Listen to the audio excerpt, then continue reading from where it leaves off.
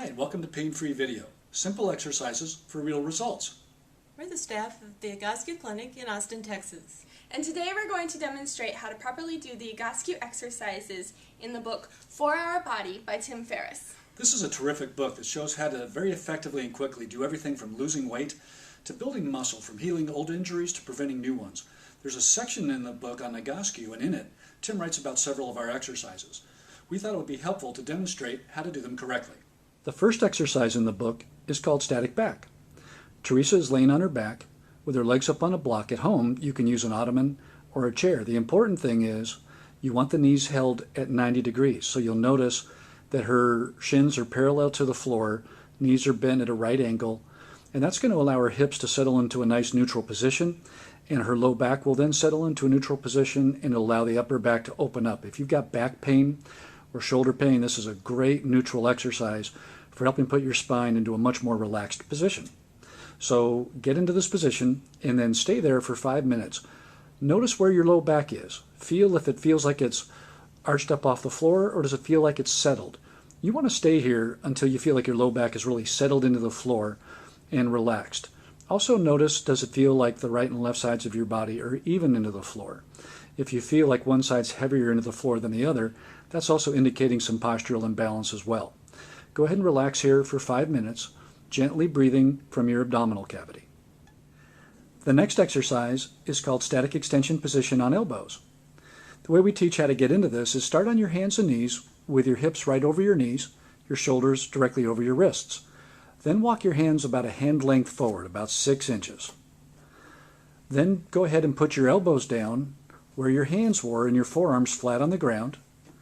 And you're going to notice that Stephanie is going to make a position with her hands that we call the golfer's grip. So what that's going to look like, I'm going to swing over here so you can see her hands.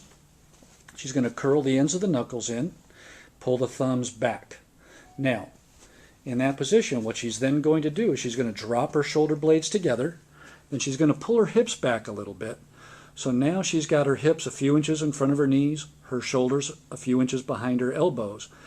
Then imagine you've got a rubber band connecting your wrists together. Pull your wrists apart, pivoting from your elbows, so you feel that constant pressure there in your shoulders and in your shoulder blades. You're going to hold that position for 1 minute. This is a great exercise for really putting your upper back and shoulders into a better position and getting your hips to start linking back up with your upper body. Terrific exercise. The next exercise is called shoulder bridge with pillow. You're going to lay on your back with your feet on the floor, knees bent, and you want your heels just about 6 to 8 inches away from your hips. You want to make sure your feet are straight, about hip width apart, and you want to put about a 6-inch thick pillow between your knees. You want that pillow to be firm, and you want to hold it with some medium pressure. You're not squeezing it for all you're worth, but you want to put enough pressure on it that if someone came up and tapped at it, it's not going anywhere. Now, keep your upper body relaxed, but rotate your arms so your palms are flat into the floor. Keep your palms flat, keep your shoulders down. Don't let your shoulders lift up off the floor. Now, keeping some light, medium pressure, constant pressure on that pillow, Teresa's going to lift her hips up and she's going to go up into a shoulder bridge position. Good. She's keeping some constant pressure on that pillow and she's keeping her feet nice and flat into the floor. Keep the upper body relaxed. Keep the shoulders down, keep the arms flat. You're going to hold that for 1 minute. This is a great exercise, both for helping change the upper back and shoulder position and for engaging your glutes and your hamstrings. Now, after shoulder bridge, the next exercise in the book is called active bridges with pillow. Teresa's going to rotate her arms so her palms are back up facing towards the ceiling, and now she's going to lower her hips back down to the floor, and then she's going to lift back up into that shoulder bridge position, keeping constant pressure on that pillow. It's important to keep your upper body relaxed, keep your shoulders down. Now, another mistake a lot of people will make when they do this is they won't keep their feet flat. They'll start to rock up on their heels like Teresa's just doing right there. You want to make sure that you keep your feet nice and flat into the ground as you slowly and rhythmically move the hips up and then back down towards the floor. Keep some light pressure and constant pressure in on that pillow. The next exercise is called Supine Groin Progressive, and it uses the wood Egoscue tower. Now this exercise is honestly one of the most powerful exercises in our library, which seems kind of odd because it just looks like you're laying there. But there's a lot going on in this exercise, and it's really beyond the scope of this video to explain in detail everything that's mechanically and physiologically happening with the exercise. But we really want to show you a few keys on how to make sure that you're properly positioned in it. So if you've got the tower, go ahead and get yourself set up. The first thing that you want to do is you want to strap the paddles onto your feet in such a way that the paddle is on pretty firmly, so the foot's not swimming around in the paddle. Now, you want to get down where one leg is up in the same position that it would be in static back, up on a chair or an ottoman or a block. Then the other leg is extended straight up in the tower, and you want to start at the higher end of the tower. Now, you want to have your arms about 45 degrees, palms up, your upper body is relaxed. In fact, everything, once you get settled here, should be completely relaxed.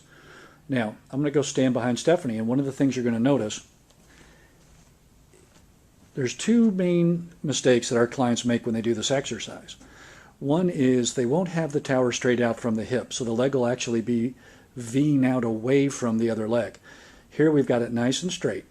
You also want to make sure that the tower is oriented so that the foot is square back to the leg. You don't want the foot twisted. You don't want it pronated or supinated. You want to make sure that foot is nice and square back to the leg. So you can see how the tower is straight out from her hip, the foot is in a nice neutral position, and Stephanie is very relaxed. You're going to stay there at a given level until either the specified amount of time has elapsed or your low back settles into the floor. Typically, the way that we'll teach this exercise is you'll stay for 5 minutes or until you feel your low back settle into the floor, whichever comes last. So for example, if you get to the first level that you're doing and you feel like after 5 minutes your low back is still arched up off the floor, we suggest you stay there until the low back settles. Now, sometimes it can be a little tricky to tell, is your low back settled or not? One way to do it is to do a little half of a pelvic tilt. Stephanie's going to roll her hips to flatten her low back, and then she's going to relax, and she's going to feel, does her low back spring up off the floor? If I get down right up close to floor level, you can see that low back is pretty flat on the floor. So after 5 minutes, she'd be ready to go ahead and come on down. So you'll then lift the foot up out of the tower, you'll go to the next level, you'll drop in there, relax, and then what I'd recommend is go ahead and do that little pelvic tilt right when you get to that first level that you're in, or when you drop down to another level, and then relax, feel where the low back is at, and then retest it after 5 minutes. It should feel like it's springing up less, and that the low back is much flatter into the floor. That's the response we get. As that happens, you're going to start to get a much more neutral hip position, which is going to start encouraging your spine to drop into a much more neutral position. We've got a lot of very cool resources and some other videos that go into this exercise in a lot more detail, and I'll link to those below here on my blog. The last exercise in the book is called air bench. You're going to start out by leaning up against a sturdy wall, and then you're going to walk your feet out. Basically what you're going to be doing here is a wall sit, for those of you who used to do those back in high school. You want to get your feet out far enough so that when you begin to squat down to 90 degrees, your knees don't go past your ankles. Now, Teresa's going to keep dropping down there until she's right at about 90 degrees. That looks great. Now, notice her knee position. We want the knees either directly over the ankles or just an inch or two behind them. You never want the knees to be in front of the ankles. Then Teresa's going to be rolling her hips to flatten her low back into the wall. That's a key component of the exercise. And then feel like you're shifting some weight into your heels. You want to feel like you're driving the weight. You want to feel like you're driving your low back into the wall from your heels. You'll also notice that Teresa has her feet about hip width apart, pointing straight. Her upper body's relaxed, and she's having much fun here. This is air bench. So those are the exercises from the book, The 4-Hour Body by Tim Ferriss. We hope you found that demonstration useful. If you have any questions about what we showed you, or about Egoscue in general, and how we can help you live a more pain-free life, we invite you to contact us. You can email us at austin@egoscue.com. That's austin@egoscue.com. Or call us at 512-527-0030. We'd love to hear from you.